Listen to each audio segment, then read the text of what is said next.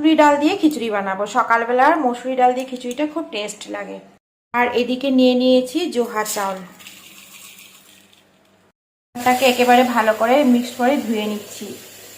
ডালটাকে ভালো করে ধুয়ে কুকারে দিয়ে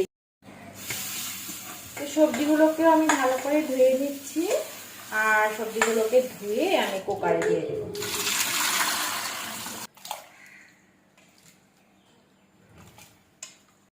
এখন এটাতে আন্দাজ করে লবণ দিয়ে দিব পরিমাণ।